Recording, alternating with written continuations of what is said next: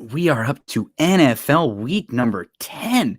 Eric joins me to go through all of our week 10 games. And since we're recording this one earlier in the week, we'll be able to talk about the Thursday night football game also, Atlanta versus Carolina. We're looking at the lines from our friends over at Betfred Sportsbook.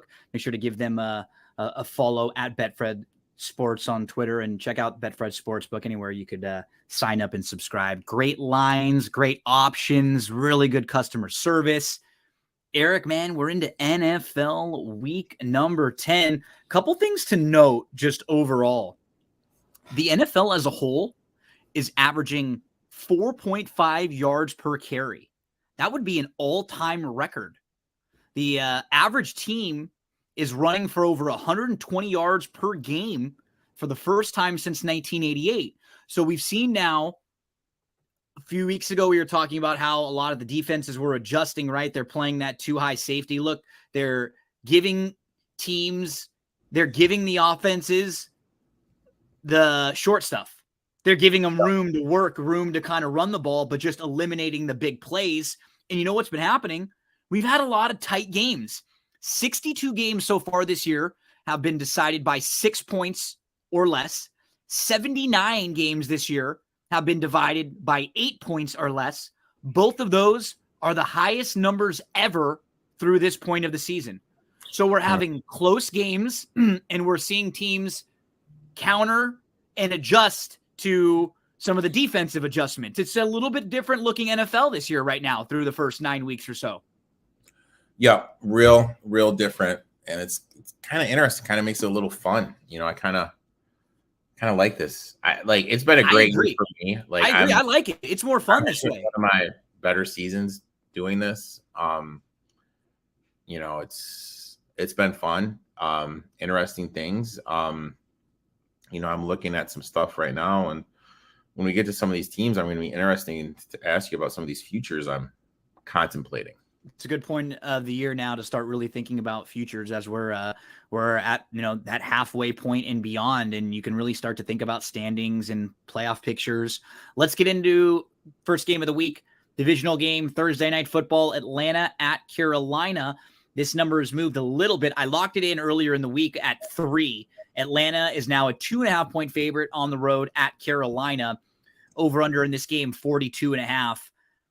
Atlanta is a well-coached football team, but what's sort of a bummer for them is they have Pitts and London, two guys that they've spent really high draft picks on, and they can't really use them based on like their team, what's best for their team. They're best trying to run the ball with the current personnel that they have, and that means you're not going to get the ball into Pitts and London's hands all that much. The two of them were targeted 14 times last week.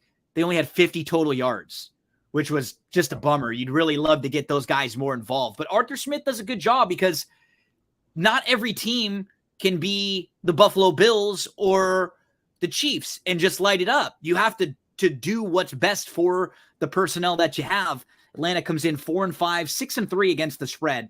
Carolina 2-7, 3-6 against the spread. Now, Atlanta being favored on the road this week.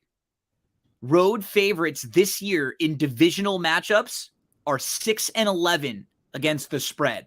And those games have gone 13-3-1 to the under. There's a really weird fumble in Atlanta's game last week where fumble, got the ball, they gave it right back. It was just a bizarre situation, and the Chargers were able to win the game after. They were driving in the third quarter. They fumbled the ball on the 2-yard line. And 3 plays before that, they actually scored a touchdown that got taken away on a penalty. Atlanta had their chances there. They blew a 10-point lead. They, Mariota overthrew Miss Pitts when he was wide open. Yep. There were a lot of things that happened. Now, positives for them. Algier, who you mentioned a few weeks ago, you thought looked good. And he had 99 yards, 9.9 yards per attempt. They also had a 24-yard reception. And their run blocking grade is excellent. Third best in the NFL overall. They average 1.8 yards before contact per attempt. That's 6th. They've been stuffed on only 6% of carries, which is the 6th lowest rate on the year. But for them, defensively, they really struggle, does Atlanta. They're towards the bottom when it comes to DVOA. Their defensive DVOA is 29th, And their pass rush grade from edge defenders, dead last.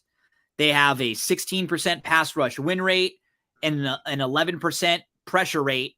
Both of those are 31st out of 32. Their secondary has struggled recently because they're banged up. I think it's just a good spot, Eric, for the Panthers, because the Panthers come off a game where they got their doors blown in. Everybody saw Mixon run all over them. The Panthers are a little undervalued, I think, right now because of it. And you actually saw late in that game, Baker played pretty well. PJ played about as bad as you possibly could. He just had a game that you just kind of put a line right through. And one guy who you have been very high on, I want to give you props. I think he could have another nice week against a bad Atlanta secondary, is Terrace Marshall.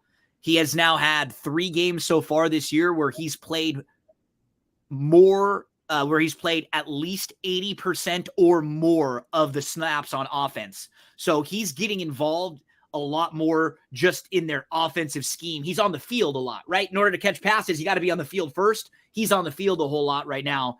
I think he could be a fun play this week in some, DFS. If you're playing, maybe you put him in a captain spot and give me the Panthers. I'll sprinkle a little money line. I mean, +3, I like that number a lot better than 2.5, obviously, but I still think it's a good spot for Carolina. Yeah, I like it a lot too. Teams that lost by 20 points or more. They are 60% ATS the following game. So it kind of shows, you know what I mean, that you get a little bit of perceived value. Yep. I'm a little worried about Atlanta. Their safeties, safety Harris still banged up. AJ Terrell still banged up. Starting center Matt Hennessy just went on IR, so he's out.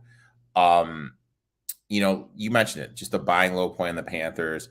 Falcons defense is a mess, 29th DVOA, 22 DVOA rush. So I think the Panthers, I think this is a get right spot. I think they're going to be able to move the ball. I like Marshall too. We went over it, 6 target. He's averaging 6 targets a game, 3 receptions, 57 yards. Someone asked us that during my live stream on Tuesday night, what we thought about him. We said to lock that in at 35, and I locked in the Panthers too. My question to you is this, though. I'm looking at teams' remaining schedules, okay, and their win percentage. The Falcons have the second easiest schedule remaining. They only play the Ravens with a winning record.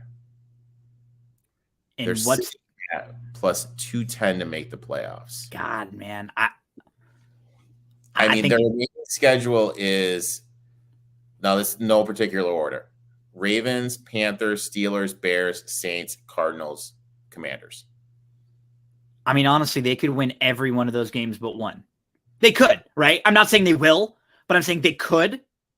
Yeah, I think I like that value on that. I think you play that. I mean, they're favored this week. Think about it. They're favored in this game tomorrow. Like, if you like Atlanta, that's the way you play them, I think, in a situation like that. Because now they win tomorrow, they put themselves right back at 5. And yeah, I think that's a good look. Always trying to find the best value in how you can play things, right? How you can make the most money out of it. Yeah, I like that a lot. There's a couple teams I think they're a little bit down here. They're nipping to get in. So let's get to Seattle, Tampa. This one's going to be in Germany early Sunday morning. The Tampa Bay Bucks are a 3-point favorite here, over under 44.5.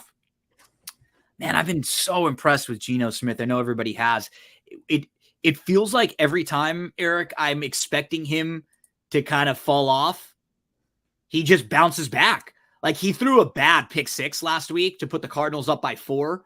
And then following that pick 6, he goes 10 of 12 for 123 yards and a touchdown, scrambles for 18, scrambles for 12, and then puts Seattle up 2 scores. Like, it has just been unbelievable, like on the film, watching him too. And in their 4-game winning streak now for Seattle, the defense has kept all 4 opponents under 300 total yards. They're allowing less than 100 yards rushing on average per game. In these 4 games, their defense has forced 7 turnovers. Now, this is something that you point out things like this. This thing is going to probably bounce the other way for them, but they forced 16 forced fumbles this year, which is by far the best in the league. They actually had another one that was taken away from replay, and the record for forced fumbles by a team in one season is 30. they're pretty close to being like right on par for that.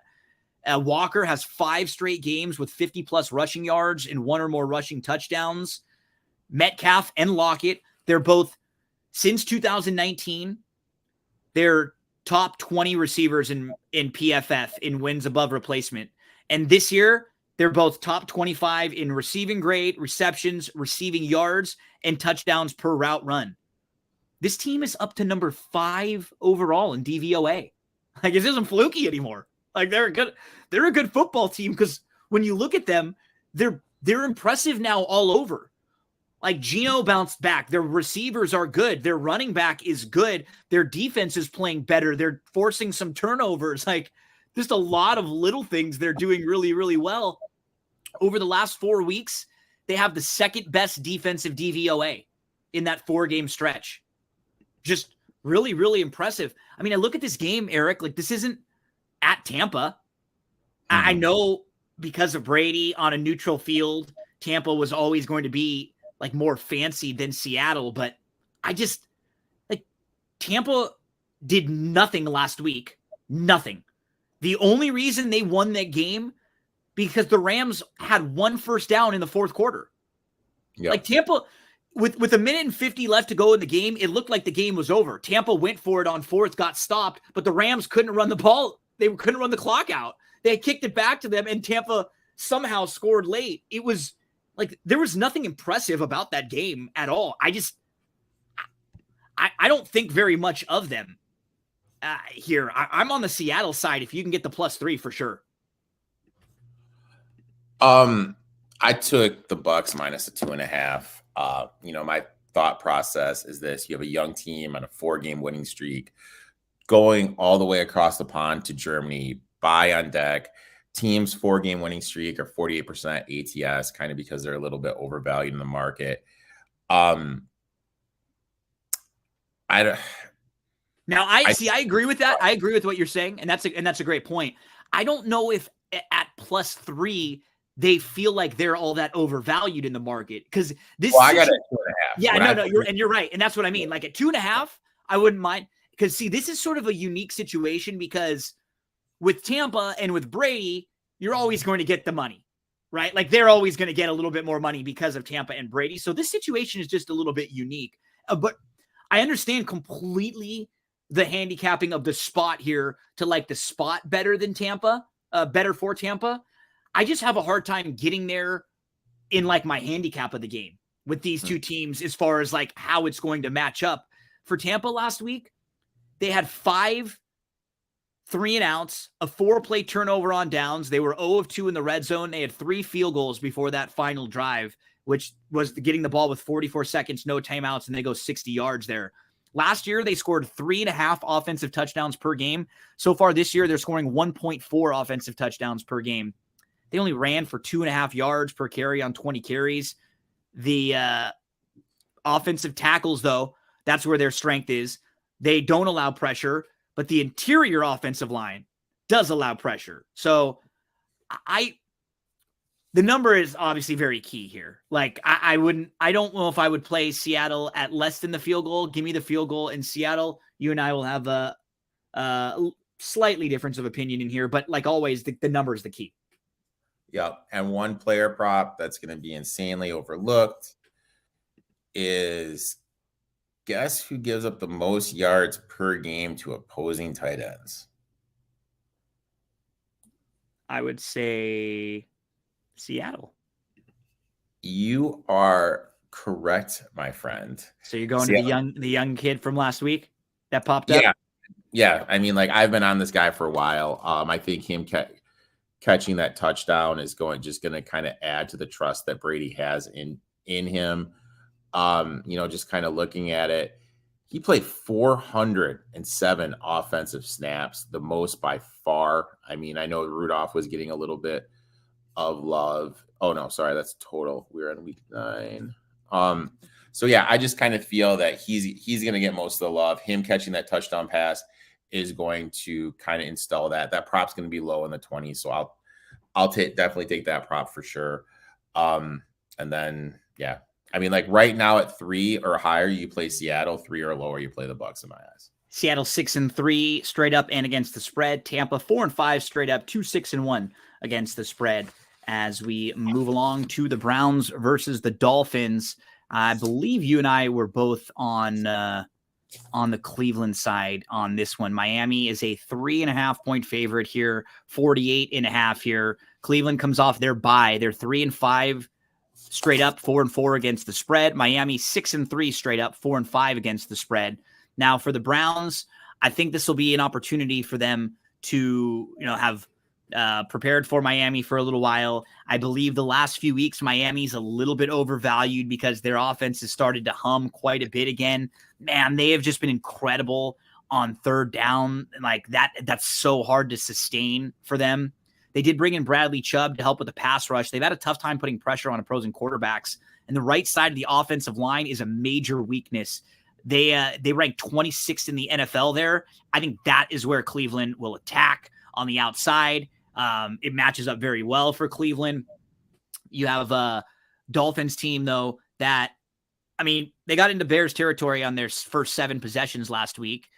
But think about how they let the Bears run all over them. I know it's sort of a different type of running with the Browns than it is with Justin Fields, but I think it's a good spot for Cleveland here. I just continue to think Miami's a little bit more overvalued, like nationally and publicly than I really think they are. I agree 100%. I mean, money's coming in on this. I got this at 4.5. Anything over 3, I absolutely love. Stefanski's 58% ATS as a road dog. Like you mentioned, the Dolphins gave up 252 yards against the Bears. Defense was on the field for 70 plays. That's going to add up, especially at this time of the season when you get later and later. Huge advantage in the trenches. I expect them to lean on Chubb, lean on Hunt, and get this win. Another game here where I think we're on the same side. You were definitely on the Titans last week against the Chiefs in a spot where, Vrabel was a big underdog and he did a fantastic job coaching in that game. Titans scored 17 straight points to take a 17-9 lead at the half. But then in the second half, it's sort of hard. Henry was held to 23 yards, and they couldn't get anything going with the quarterback, Willis. He was 5 of 16 for 80 yards. He did have 8 carries for 40 yards rushing, but did not complete a single pass to a wide receiver. The Titans had 9 total first downs compared to 29 for the Chiefs. They only had 3 first downs from passing. They were 1 of 11 on third down, 0 of 1 on fourth down. They had 229 yards and 48 total plays. Kansas City had 499 total yards and 91 total plays. Their entire wide receiver group so far this year has less yards combined than A.J. Brown has with the Eagles. And then you have Denver 3-5 against the spread. Tennessee 5-3 straight up, 6-2 against the spread. Denver comes off a bye. But what we know about Denver, their offense is terrible. They rank second to last in EPA, but their defense is fantastic. They rank second in EPA allowed per play on defense. They rank second in defensive DVOA. I think this defense will be able to slow Derrick Henry down a little bit. I don't think the wide receivers are very good there at all and won't be able to get open on this secondary. I think it's a really nice matchup for a Denver team that comes off their bye. Tennessee's probably a little overvalued coming off that really tight game against Kansas City where that was more of a Vrabel game. Like, I really don't think Tennessee's that good as a team overall. They'll probably have a similar situation to last year, Eric, where they overachieve a little bit, but then in a playoff situations against other really good teams, they don't really have the talent to quite stack up as much. It feels like a good spot again for Denver. I think, Denver on the road here, I was able to get a little bit better number on Denver. It's plus 2.5 right now. Very low total in this game. Talk to us about Broncos Titans. I got the Broncos plus 3. No one loves Vrabel more than me, but as a dog, he's good. As a favorite, I like to fade him. 46% ATS, 45 as a home favorite. Flip side, Wilson is just 66% ATS as a road dog. 3-1 this season as a dog. I just think this is a great spot. You're gonna have the Broncos defense, which arguably is the best one in the whole league, going up against either a rookie who's 11 for 26 in 2 games with a QBR of 6.5, or Ryan Tannehill with a high ankle sprain. For me, this is an absolute no-brainer. Tennessee, this is their all-time value. We got to remember, people were talking about this Titans team not even making the playoffs, being a bot toward the end. This is when they're at the all-time highest. Give me the Broncos plus the points. Anything, even under 3, I'd play it. I'm sitting on +3, but even under 3, I'd play it. Yeah, I mean, if you're just looking at these two teams just solely based on DVOA, Denver's a better team. Denver is 15th overall in DVOA. Tennessee is 17th. Like Tennessee, and honestly, that just shows you right there the difference in coaching, right? Because Denver, in the play-by-play, in every play, their efficiency on all sides is better than Tennessee, but Vrabel is a better coach. All of the important decisions that he has to make, he does the best possible thing that you could, and Hackett's on the flip side. And that's how you get two teams like this where their records are totally opposite. But when you watch them and you watch the film, if you were to just take the record out, you would probably say Denver is a better team overall than Tennessee. But Tennessee is better coached and they win games. And that's how we're here. Both of us on the Denver side. Let's move to Lions, Bears. I talked about this on your show last night. This was one of the plays I like this week. I've been on your Lions quite a bit this year, but I think this is a good spot for the Bears with how well they've started to run the ball now. If you just took the Bears offense over the last 4 games, they're ranked 7th overall in EPA. They are a good offense now. And you pointed out that this reminds you a lot of the Eagles last year when they started to just lean into the run and run and run and run. Justin Fields broke Michael Vick's regular season quarterback rushing record last week. He had 178 yards on 15 carries, 11.9 yards per carry. 13 of them picked up a first down. He had 8 carries that were on 3rd or 4th down, and 7 of them got a first down. 8 of his runs gained 10-plus yards. He had a 61-yard touchdown run on 3rd and 5. He had 7 runs that were considered design runs. All of them gained a first down. This week, they play the Lions, who are 27th in run defensive DVOA. And I just feel like it's a great spot for the Bears. The weather, it looks like it's going to be about 35 degrees or so there. I think they're going to lean on the run. Jared Goff, California boy, never been great outdoors, cold weather in situations like this. The Lions got a victory last week. It wasn't like it was a dominant victory, and it was sort of a weird victory for them because when they've been winning games or when they've been really competitive, it's been because their offense was great. Last week, defensively, they actually came up with a couple big plays in the red zone and a couple interceptions there. What do you think about your Lions this week? Goff outdoors, 43% ATS. I don't know, man. Like, it's all about buying low, selling high. When is the selling point for the Bears? I know, and I agree with you. If this gets up to 3.5, I kind of feel that I think in the number, right? For me, in the number in this game, because I look at it, and I think you kind of hit on it last week when we were talking about just the number in the lines with like the Dolphins, right? Because the Dolphins played the Bears and they played the Lions right before that. And you had mentioned you thought the Bears were a slightly better team than the Lions. I agree. And I guess at 3, if you're just giving me that like built-in 3 for home field advantage, then I think I'm taking it. If this got up to 3.5 or 4, I wouldn't play it. This to me is where I still think there might be a little bit of advantage at the flat 3, or if for any reason it was 2.5. And I mean, you look at the DVOA, Lions defense is rated higher than the Bears and everything. I know. So I like, maybe that's an adjustment because they're still DVOA is still valuing Rodgers. And their defensive line is last overall in Pro Football Focus grade. Their interior defensive unit ranks 31st, and they gave away Quinn and Smith. They rank dead last in pass rush win rate. Yeah, I don't know. Like, I'll be honest, if this gets up to 3.5, then You play the Lions. Yeah. I have a hard time seeing them stopping how the Bears have been running the ball recently, but You're kind of pointing out too, like, I don't know if the Bears are going to be able to stop the offense for the Lions moving. I just worry about in the weather if the Lions are going to be as crisp with But the Goff. flip side, like, you're talking about the running and everything, and who's everyone's going to have in their DFS lineups. Fields. This week, Fields. Oh yeah. Everyone's forgetting about David Montgomery. Yeah. You know what I mean? Like, yeah, that's the kind of one where we kind of have to look at it. Okay, they can't defend the run. They're low DVOA. They give up top 3 most yards per game to opposing running backs. Okay, now let's get involved. This is where we take Montgomery instead of Fields. That's what I do here. Lions, Swift, God only knows he's playing, he's not playing. I know, and he played like 5 or 6 plays, and then they say that's like too much. You feel bad because when he's in there and he's healthy, he definitely, gives them, one of the best backs in the league, but it's just so hard to trust. Yeah, he's insanely hard to trust. I don't want anything to do with this game unless it gets up to over that 3.5. So right now I'm just staying away, but I'll definitely be involved in some props for oh my God, what's his face? Montgomery.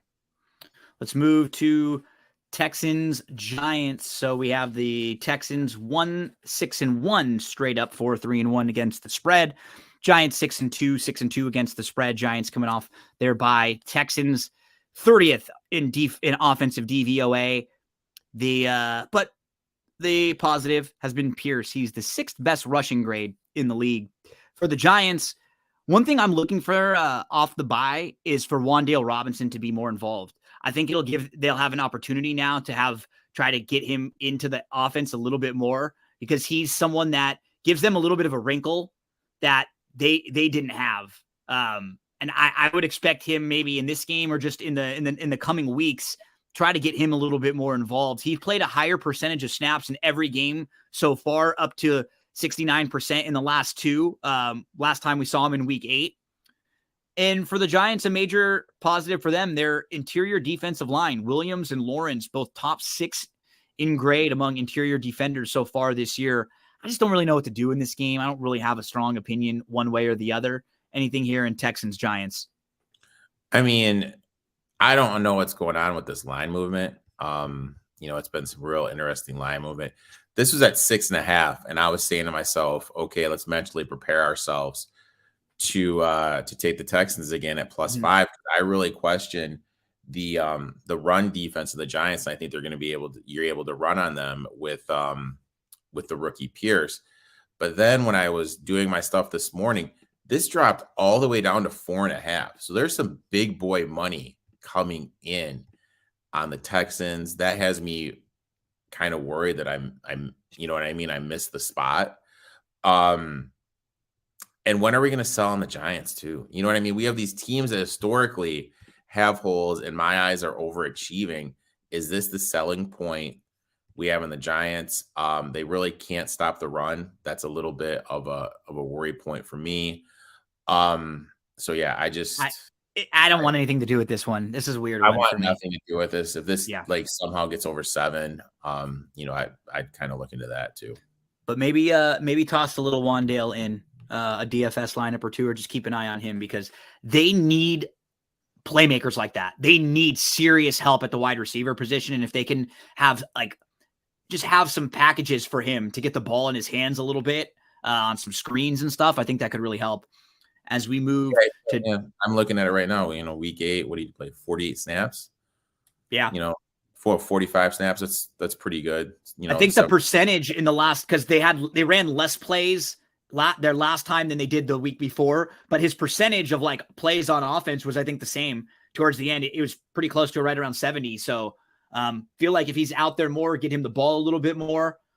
Wan'Dale, as we move to Jags Chiefs for our next one. So the Chiefs 9.5 point favorite here. They are 6-2 straight up, 3-5 against the spread. Jags 3-6 straight up, 3-6 against the spread. Mahomes had 68 pass attempts on Sunday night. How about this?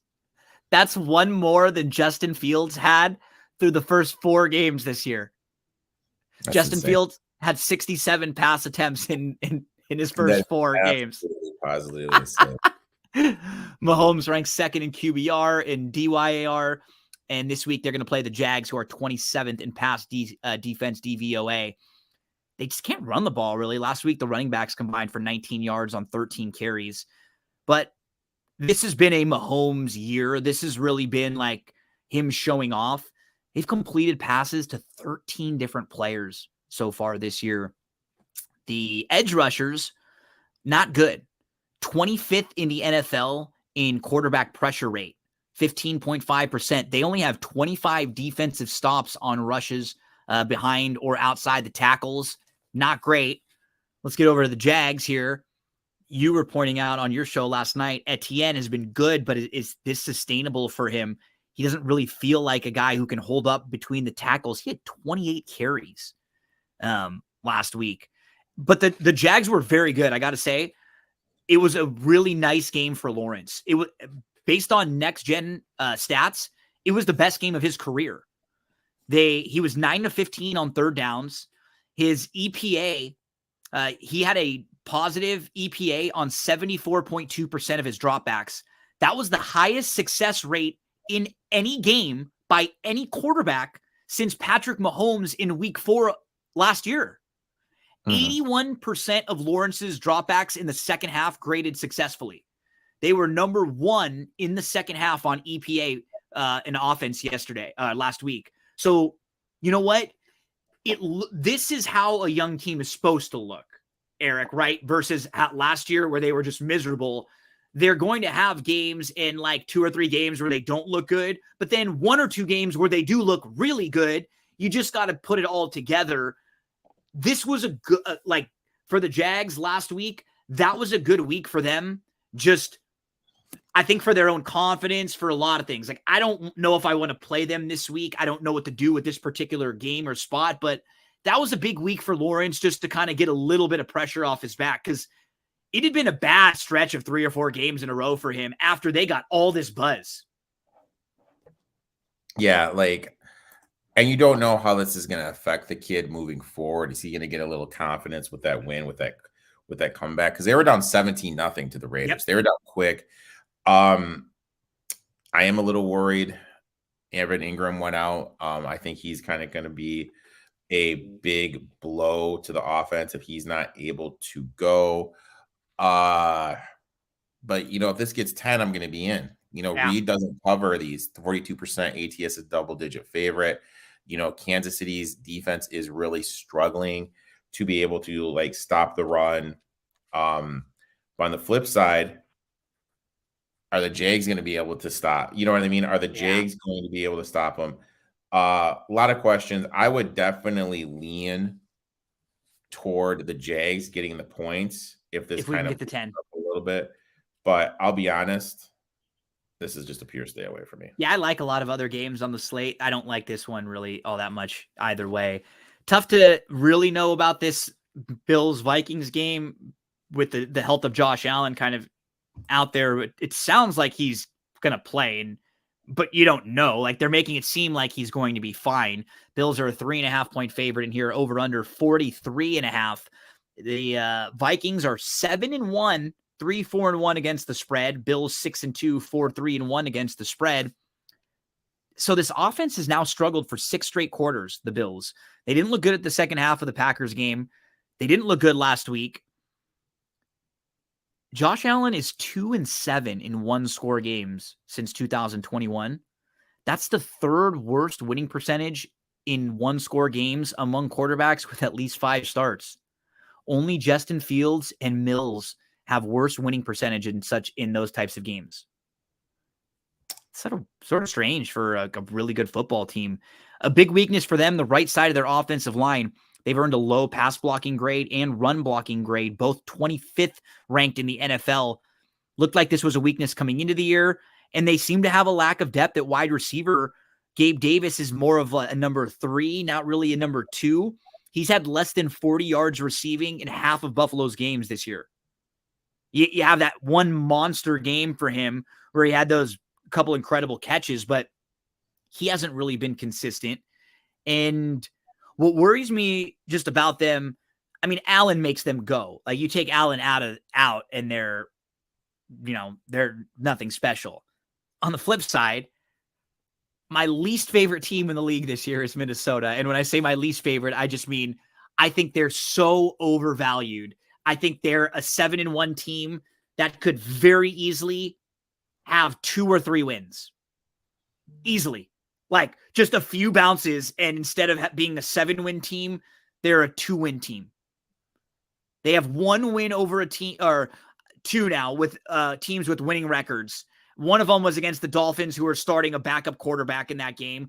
The only time they played like a really good team at a really good time, Philly beat them up. They've caught such great luck throughout, and they might catch it again because they might catch Josh Allen this week banged up, and they may have to play a Bills team that's not dealing with their best quarterback. I don't like this team, but I just don't know if this is the spot to play them because of Josh Allen and the health. So I got to just stay away from this game, Eric. Yeah, I mean, we really don't know what's going to happen until Allen's there. You know, it's sitting at that number 3.5 with the aggressive line movement. It seriously suggests that Allen is not going to play. Case Keenum is the backup. Keenum, you know, let's not forget, he did take the Vikings all the way. Oh, the Keenum revenge game. Good call here. Vikings do struggle stopping the run. Is Dorsey going to be able to just be, hey, you know what we're going to do is this. We're going to lean on our offensive line. We're just going to run the ball with Singletary, Cook, and just kind of do it like that. Try to get Diggs the ball in space. Diggs does have a good rapport with Keenum. If this gets insane, like if it's announced that Keenum's not playing and the Vikings somehow get the favorite, I'm going to be on the Bills. Yeah, absolutely. If this is under, Bills defense is legit. If this is under a field goal for any reason, I'm playing the Bills. Yeah, like if right Keenum, now, if they announce Keenum and it gets down to, like you said, and if it gets down to like a pick 'em or something like that, this is still a situation where last week the Vikings were not going to win that game. All that the Commanders needed to do was just hold on to the ball late. Heineke threw a miserable interception. They ran the ball all the way down to the 10. They ended up scoring a touchdown. Then they ended up kicking a field goal. Every single thing break the way for the Vikings again. It's not going to continue, but I just don't know if it's this week. We'll have to wait till we get a little bit more information. Remember, Eric and I are always a part of a Sunday football show, 11 o'clock a.m. Eastern time. So by that point, if you come and hang out with us at BTV Bets, we'll know for sure health, we'll know number, we'll know who's starting, we'll get the best information for all of these games. As we move to another game, Eric, that you and I got the best of the number on, because we both locked this next one in at +3, right? Pittsburgh? Yeah, I love the Steelers plus the point. Well, that's the Watt news. You know, we talked about it last night. You know, Watt's coming back. The Saints, you know, McCoy, God only knows what's going on with him. I don't think he practiced today. Davenport is out with practice. Warner is out. We don't know. So last week they were playing without Lattimore and Roby. McCoy left with injury. Davenport had a calf injury, and then Warner was carted off the field. And we heard that Thomas is going to be out for the year too. So he's not going to come back. And like we talked about it, what happens with that is simple. Now you got Olave, who's your number 3 wide receiver, being treated like a number 1 wide receiver. Yeah. And that's a whole different thing. Kamara's been hit and miss. And Tomlin's my favorite coach to bet on when he in this spot, right? This is just a perfect at home. 83% ATS as a dog at home. You know, 9 days or more rest, 58% as a home dog. 9 days or more, 63%. Dalton's only 43% ATS is a road favorite. This Steelers defense with Watt there and getting that pass rusher, him and Miles Jack, is one of the better defenses in the front as a unit. They do play some zone, which is better for William Jackson, who they did trade for. So I think that gives a secondary a boost. Kamara's just been hit or miss. You look at the Saints offense, huge disappointment, only 20th DVOA. I like the Steelers here. I think the Steelers can get this done. I think they're going to win outright at this number. I just play the money line, but you know, I like, you know, we got the 3, so you know, we're sitting pretty good right now. Colts. New Orleans 3-6 straight up, 3-6 against the spread. Pittsburgh 2-6 straight up, 3-4-1 against the spread. As we continue along, you can run on the Steelers team and the Saints team. We need to remember that Najee hasn't been 100%. He's going to be more healthy coming off the bye, off extended rest. He could be another guy that's a little bit undervalued in terms of their defense, like you said, they're not very good. And the only places where their defense grades sort of okay, it's because they have a couple really good linebackers that have been like plugging a lot of holes, but you can only kind of do so much. Like their front hasn't been as good and the secondary hasn't been as good. So some of these guys in the middle, the linebackers, are doing everything they can to like help against the run and to help in coverage, but you can't do both over and over and over again. And now with the injuries starting to really, really play a big role for them, we're both on the Steelers side here. Steelers on the money line. Let's move to Colts Raiders. Jeff Saturday coaching the Colts. And their play caller is 30 years old. He's 30, calling some plays there in the NFL. Raiders are 2-6, 3-5 against the spread. The Colts are 3-5-1 straight up, 3-6 against the spread. And the Colts have a head coach that's never had any coaching experience in college or in the NFL. He was coaching at a prep high school recently. The offensive coordinator got fired. Then Frank Reich was calling the plays. He got fired. The play caller now, when he got married, Frank Reich was the official at his wedding. Jeez. Frank Reich married this kid, the guy who's 30 now, and he's calling the plays. It's just so funny how like everyone's related. The Colts offense is just miserable right now. Last week, they were 0-14 on third down. Quarterback was sacked 9 times. They got a pick 6 late. They had 121 yards of total offense. That's the least yards of total offense in a game this year by any team. That's 40 yards less than the previous low. That was the fewest in a game by the Colts since week 3 of 1997. That's the year before they drafted Peyton Manning. Since Sam Ehlinger has been starting, they're dead last in EPA per play. Just 35% of their offensive plays have graded successful. They had 1.9 yards per play on Sunday, which was their lowest number since 1977. And now they have a new coach who was hired on Monday. Monday night, he announced and informed the play caller that he will be calling plays. And they basically created an entire scheme and a game plan within the last day or two amongst people that have never done this before. This Raiders team is not good. They've lost 3 games this year, Eric, where they've led by 17 or more. How about this? In the first 62 years of the Raiders, they had 5 losses when they were up by 17 and blew the lead. They've done it 3 times this year.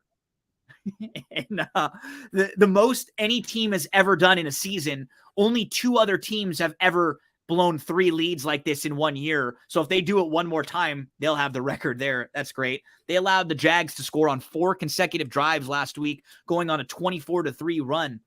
I mean, the Raiders only had 4 first downs in the second half. Chandler Jones, one of the worst free agents signings. He has a pass rush grade of 58, 7.4% pressure percentage. He ranks 79th out of 91 qualifying edge defenders. Eric, this is a funny game because the Raiders have looked like one of the worst teams in football. The Raiders have already had Mark Davis meet multiple times with the head coach, Josh McDaniels, to ask what the hell is going on. Why aren't they better in the first 8 games of their season? But they're playing against a team who's even more of a train wreck right now and kind of like a laughing stock. But in a weird way, all the pressure is on the Raiders in this spot, because if you don't play well against this team and this coach who's never been a coach, like, what else is there for you? Yeah, it's just it's an interesting thing. I look at it like, you have John Fox and you have Gus Bradley, who've been in this position before, leading a group of men. and Saturday's coming from leading high school players. How are those guys going to react? By far, the best unit on this team has been the defense, and you don't give Gus Bradley the nod. That's kind of a big FU to him in my eyes. And also, Reggie Wayne, he's been there for how long? They made him be a volunteer assistant before he could even be the wide receiver coach. This is a guy in your ring of honor. And you just bring in Jeff Saturday because he was next to Irsay in his box and said what his vision of the team was. This is just. There were also reports that Saturday didn't want to be like an offensive line coach, like that he had been offered in prior years, smaller jobs on the staff, and he wasn't really interested. He was just holding out for the head coaching job. This is absurd. I mean, it's crazy. But it just shows how bad of ownership. Oh, it's awful. It's horrible. It's bad ownership. He got lucky getting Peyton Manning. He got lucky getting Andrew Luck. He wasted Andrew Luck's career. I don't know what's going to happen here. I mean, this Ravens defense is a complete Raiders defense. I think you said Raiders, but yeah. They can't stop the run. What happens if this guy just says, okay, guys, you know what? We're going 3 wide receiver sets. Taylor, go.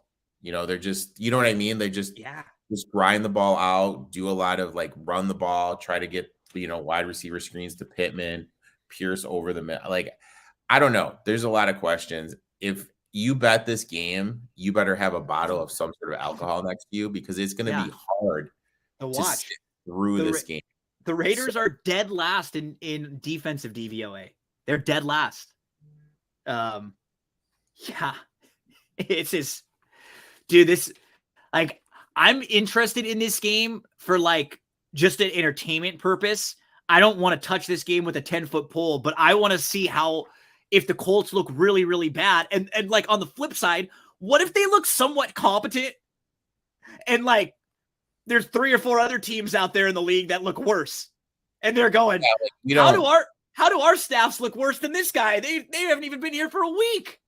And we don't know. I mean, it's just going to be funny. I can't wait to see what happens. You like to see this kid succeed when you read his story, but he could just be insanely over his head, or he could just be a complete genius that a savant.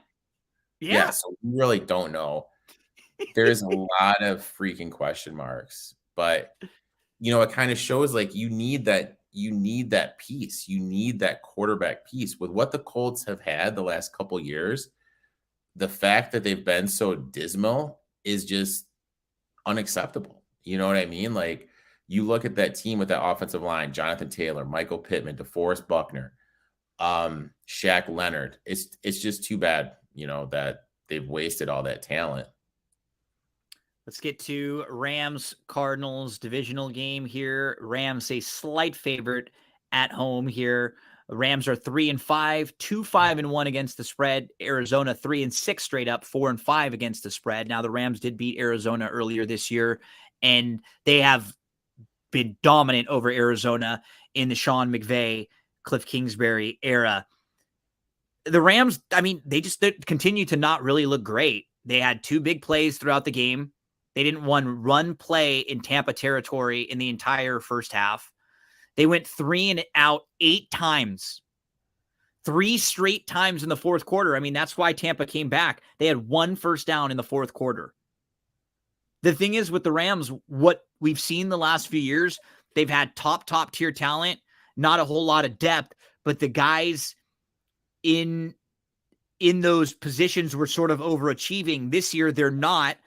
And you have Cooper Kupp, Aaron Donald, and Ramsey. They're all top 5 in their specific positions, but everybody else on the team is just not great. And their offensive line, a combination of being bad, being unlucky, being hurt altogether. But this is a spot where it's kind of weird. It's in this particular division, it really doesn't matter which of these teams, how good they're playing. Anytime the Rams play the 49ers beat them up. And then anytime the Rams play the Cardinals, the Rams beat them up. It's really bizarre. These teams seem to have each other's numbers, but I don't know. I'm a Rams fan. I can't really back them. I'm not really high on what I've seen from Arizona at all. Just 5 targets last week for Hopkins, only 2 in the second half. I was listening to a show, and think it was one of the shows on the Ringer, and they were saying that it's just like a bad relationship with Kingsbury and with Kyler. Like, they bring out the worst of each other. Like, this offense and scheme brings out the worst of Kyler, and then like it's not a good matchup or with the two of them together. Their cornerbacks rank 30th in passing grade. As a team, they've allowed a successful play on 53.2% of dropbacks. More than half of the time, they're allowing a successful play, which is just crazy. What do you think, Arizona Rammies? Well, I mean, obviously the big news, Stafford's in concussion protocol, hence the line. And that's why we're seeing the number move. And, call me crazy, but I kind of think the Cardinals D-line's going to be able to get at whoever is the quarterback for the Rams. You're talking about Wofford here, right? Yeah. I think so. I just don't. But with what I thought, I talked about it the other night when we talked, just the play calling and like not running the ball. And I don't know. I just can't get behind this Cardinals team. I was a little bit higher on them. I think they kind of just don't have the coaching staff in place. And even if they did have the right coaching staff, I don't think Murray's the guy. So me neither. I don't like Murray, and I don't like Kingsbury. Like, there's always been things that Kyler said and the way he acted and like body language stuff that I've never liked. And I will say, he came in and was more successful right away than I thought he maybe ever would have been. But sometimes it happens like that where, you come in, you're a flash, you're steaming Willie Beeman, right? Like, then everybody adjusts to you. Can you readjust? We haven't seen that from Kyler. And that's what comes down to, like, the work, the time that you put in, right? How much do you care? How much does he care about football, about winning? We haven't seen it yet. We haven't. Let's move to Cowboys Packers. How about this one for Mike McCarthy?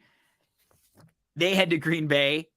We've all made fun of McCarthy for not being the greatest of coaches, but you know what? This year, he's done a very good job. This year, after Dak went down in week 1, they lost to Tampa. All of a sudden, we could have said season's over for Dallas, or, maybe they go 1-4 in their next 5 games. They put their players in a spot to succeed. Dallas is 6-2, 6-2 against the spread. Green Bay 3-6, 3-6 against the spread. And Dallas is a 5-point favorite on the road at Lambeau. What's really impressive about Dallas, since week 5, they have 2 edge defenders that rank in the top 10 in quarterback pressure. And most people would have probably thought it was either Parsons or Lawrence, but it's not. Dante Fowler Jr. and Sam Williams. So how good is that defense when you have 2 other guys that are in the top 5 in quarterback pressure on top of Parsons and Lawrence there?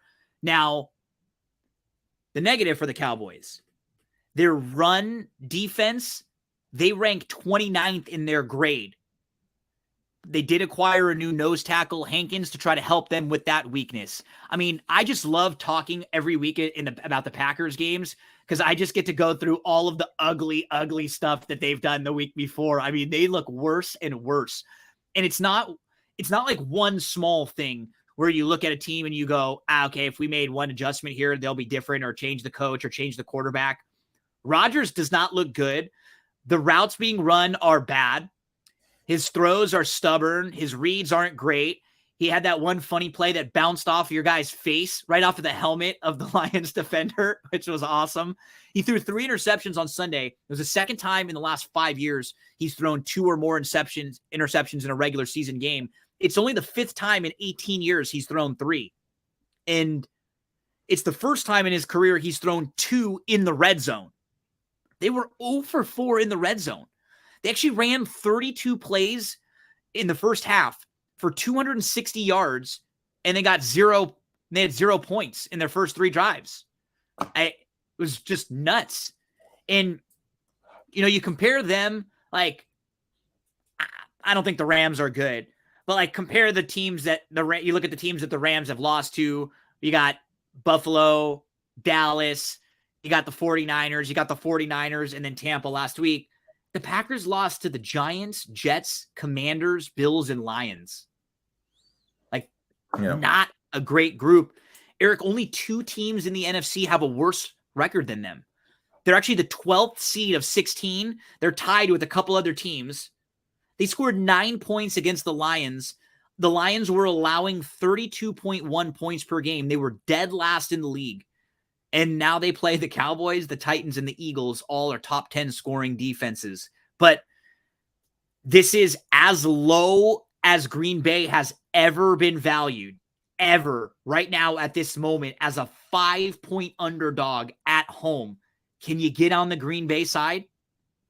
I mean, you just kind of look at the analytics. Everything kind of favors the Cowboys. Better team, better trenches matchup, wide receiver DB matchup. But this is the Packers season. I mean, this is, if they lose this, they're officially done. You know, just kind of looking at the trend, teams on a 5-game losing streak, and this kind of backs up to your point about the Packers being at an all-time low, are 57% ATS as a dog in the spot, 59% as an ATS as a home dog. Rodgers, this is the biggest dog he's been since 2013. You know, he's 56% in general as a dog. You know, they've been favored. I don't know, you know, take out the Bills game. They've been dogs and all favorites in all those games. I just think this is the spot where the Cowboys, coming off the bye, Ezekiel Elliott still not 100%, that they just kind of get like a 3-point victory. That's how I see it. I played him at 5.5. Yeah, it's so hard to not look at this game and think like this is the spot to play Green Bay at the best value you'll get them.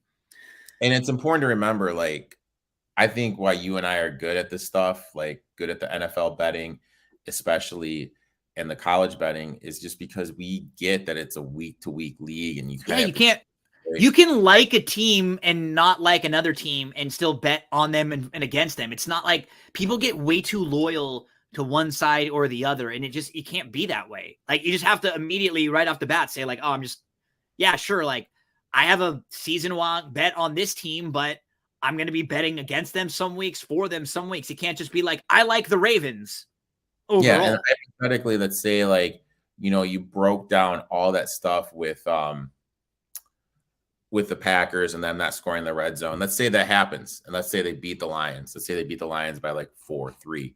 This line's going to be closer to 3. Absolutely. You know I mean, this is an inflated number. This is a Packers situation all the way for me.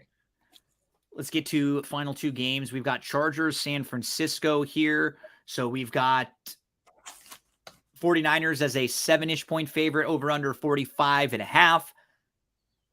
San Francisco 4-4 straight up, 4-4 against the spread. The Chargers, doesn't it feel weird? The 49ers feel like they're better than that, right? Like they feel like their record is better than 4-4 and 4-4 against the spread. Chargers 5-3 against the spread. Chargers were without their top 2 wide receivers last week. We got to keep monitoring that. Eckler has been fantastic. Last week was a very good week for Herbert, who was able to kind of pick up the rest of their staff. You know, Eckler is 3rd in the league in receptions this year. I couldn't believe it. Like, I thought it was a mistake when I read it in one of the write-ups, and I looked. He has 60 receptions. He has 1 more catch than Justin Jefferson and 3 more than Kelsey. That's insane. I didn't realize he was that, like, he had that many recently. So your guy Shanahan, 8-17-1 against the spread as a home favorite. You know what's crazy? They've actually covered 5 in a row. So he was 3-17-1 against the spread as a home favorite at one point. It started to kind of regress a little bit towards the mean. You know, I mean, this is a team that they have some fantastic pass catchers now, and that should quietly, like, really help Jimmy G. Christian McCaffrey has the best receiving grade among running backs since he entered the league. A few years back. And Ayuk, this year, he's 8th among wide receivers. Put that on top of Debo and Kittle, who are always close to the very top at their given positions. That's going to help Jimmy G a little bit. One thing for this 49ers team, though, for a team that hopes to be good and in a lot of close games, their special teams isn't very good, Eric. They're dead last in the league in average starting field position. Their special team grade is dead last. Average starting field position is 31st out of 32. And the special teams DVOA is 21st. So for a good football team, that, missing on the special teams, that could be things that hurt them in close games. Just something to keep an eye on. What's to mention about this game, Chargers 49ers? How can you not take the Chargers? Like I took them at 7. Look, I like this 49ers team. I have them invested to come out of the NFC. You look at Shanahan, 39% ATS, 35% ATS is a home favorite. Jimmy G, favorite, 44%. Home favorite, 37%. Hermert, 62% as a dog. Huge number. Backdoor screamed all over it. I mean, the big thing are the Chargers going to be able to figure it out and stop the run. It seems to me no matter who the Chargers play, it's always going to be a 3-point game. I know. It doesn't matter. It doesn't matter who they play, who's their coach, where it is, home, away. It doesn't matter. It's always going to be a 3-point game. I know this is way too high of a number. This number is way too high. Like, what do you think this number, honestly, what would be a number where you're like, that's right, I'm not going to play it? Like 4. Exactly 3. what I would think. San Francisco -4. That would feel 4 if you wanted to say like 4.5 to 5 because the Chargers are dealing with some extra injuries. Okay. So if you told me 3.5 to 5, that makes sense. This is way too high. Yeah, way too inflated. No Keenan Allen, no Michael Williams, but still the 49ers, the weakness of their defense is what? The back 4. I know the Chargers are a little banged up on the offensive line, but I think they're going to be able to have success moving the ball. And just this big a number, it's hard to trust Jimmy G. I'm not saying to take the plus 250 that Betfred's offering, but this number at 7, anything 7 or above, you automatically have to take the Chargers. This is way too big of a number for the 49ers to be late. Way, way too big. Okay, Eric, let's finish up with Monday Night Football. We got the Commanders versus the Eagles. Oh, Commanders. Should have won that game last week. I kind of like Heineke a little bit, and then he makes that really bad decision. He throws an awful interception. They're up by 10, and what nobody really is talking about also, they were up by 10, and then they get a pick 6 that looks like they're putting the game away, and the pick 6 gets overturned because of pass interference. So that gives Minnesota a first down, allows them to drive down, kick a field goal, and then a minute 55 left, the Vikings kick a go-ahead field goal. The Washington defensive tackle makes contact with the long snapper. So instead of getting the ball back with a minute 50 left, Minnesota just runs out the clock, basically, and kicks a game winner. The Commanders, though, are starting to have more of an identity like we had expected. Sweat and their defense have been very good. He's one of only 3 edge defenders with 80-plus grades in run defense and as a pass rusher. Interior offensive line, they have not been very good. Pass blocking ranks 28th, and they allow pressure on 19% of dropbacks. That ranks 29th. Washington is 4-5 straight up, 4-1 against the spread. The Eagles 8-0 straight up, 5-3 against the spread. They come off their bye, and the Eagles, Goddard currently ranks 2nd among Titans, among tight ends in defensive DYAR and effective yards. He's 4th in receptions. He's 2nd in yards per game. He's tied for number 4 in PPR formats and scoring. He's finished as a tight end 1 in 6 of the 8 weeks that he's played. I mean, overall, this is a very good football team. But the run defense is actually a little weak for the Eagles. 27 tackles for loss, which is 6th fewest in the league. And EPA added per rush is actually dead last. So Eagles, Commanders, divisional game here, Monday Night Football. Eric, talk to us about this one to close out the week. Big number for a divisional game. But 11, yeah, and 40. A big number with a low total, right? Total of only 44, and we're talking about a number that's 11. Yeah, it's a huge number. Heineke, on that pass, my boy Scary Terry was wide open the top of the screen. That would have got the first down. Completely an errant throw by him. Hard to trust him after that epic blowing of the game against the Vikings last week. Eagles phenomenal against the pass. They have Bradbury. They have Darius Slay. That's going to put some pressure on the Commanders to be able to run the ball. Eagles are only a 20th DVOA defending the run, but is Brian Robinson healthy enough? You know what I mean? Is he healthy enough? And I don't mean that as a slander, because what he's doing is amazing. He literally got shot and he's out there playing. Is he healthy enough to carry the workload offensively as the number one back? Because I don't think Gibson is a number one back in this league. I think he's more of like a old school Eric Metcalf type guy, someone that can play outside, play the slot, play like a third down back. So that's my big worry with them. Are they going to be able to run the ball? Shockingly, Washington's defense is kind of good against the run. That's something to monitor too. So I don't know, just an intriguing matchup. I'll be honest, I want absolutely nothing to do with it. Just because, but I will say this: the Eagles are 6-1 ATS in the first half. They should have covered that first half last week with the with the Texans. Do we know what the first half? Oh number? Yeah, and I think I said the Eagles are coming off of a bye, not a bye. They played on Thursday night though, so it felt like they had that right. They felt they had a couple extra days off. They didn't play on Sunday, so that's why it sort of felt. I mean, that first half line is 6.5. I'd be really tempted here to take the Eagles minus the 6.5, because I mean they should be perfect ATS. A lot of people don't play ATS first half stuff. I absolutely love playing the first half stuff. I think you can find great value in it.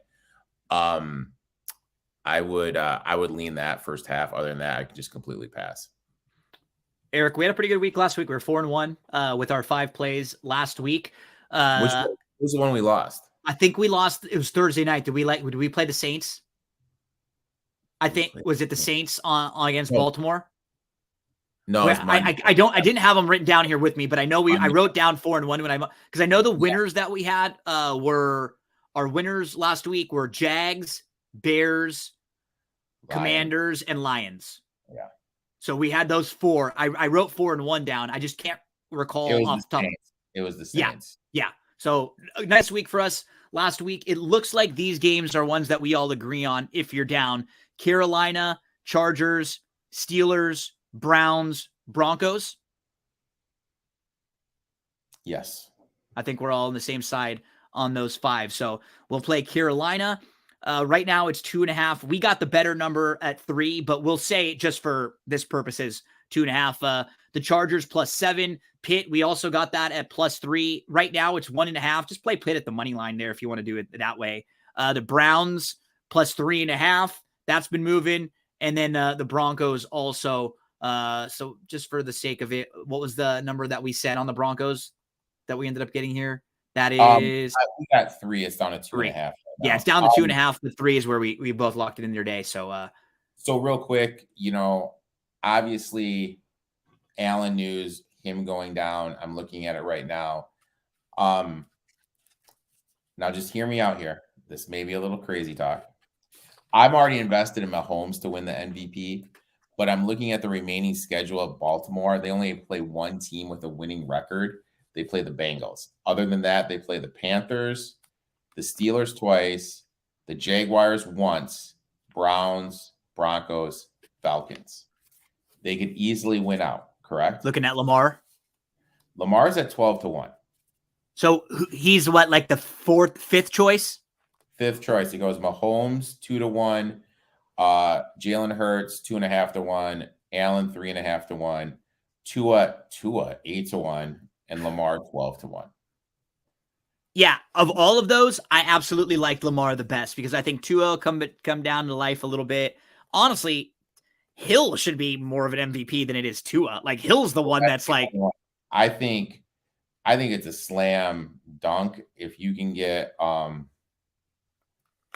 offensive player of the year. I mean, Tyreek Hill is still +300. How is it? I know. How is it not him? I He's mean, going like, to I break think records unless he gets hurt. Right now, yeah, he's going I to think shatter records. that's it in terms of teams to make the playoffs. The Falcons are kind of intriguing to me at that plus 210 one. And another one that's kind of intriguing to me, and maybe this is just me trying to hedge out of my position with them, is the Cincinnati Bengals. You know, I like, so go ahead. Go ahead.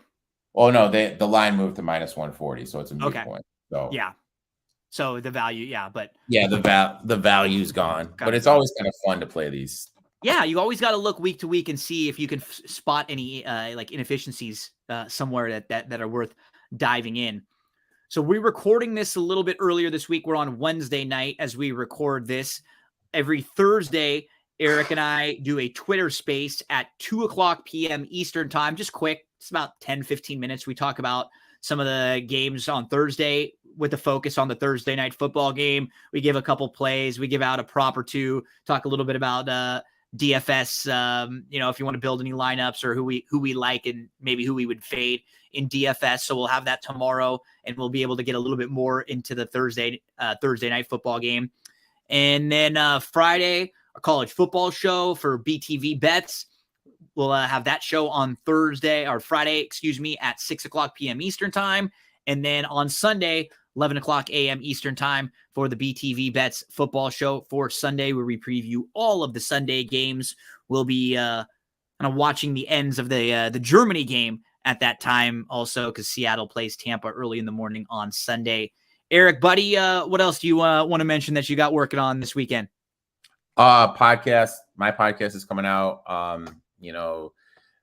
Gonna be talking CFL and NFL. And then also my boy Nick the Quick is finally going to be making his appearance. Kid is a fantasy football whiz. And I thought you were talking about Van Exel, my guy. Oh, okay. I thought you were talking. My boy Nick the Quick finally, okay. He wants to get into the game a little bit. He's actually really good at fantasy football, and we're gonna actually be starting that next week. He'll be coming on my podcast, and cool. We kind of talking about through some DFS builds and everything. Eric, buddy, thank you so much. Appreciate talking with you as always. We'll talk again a lot more over the next few days. Everyone, make sure to give Eric a follow and check out all of his content over there. Good luck in the next few days, brother. Talk to you again real soon. Thanks. You too, man.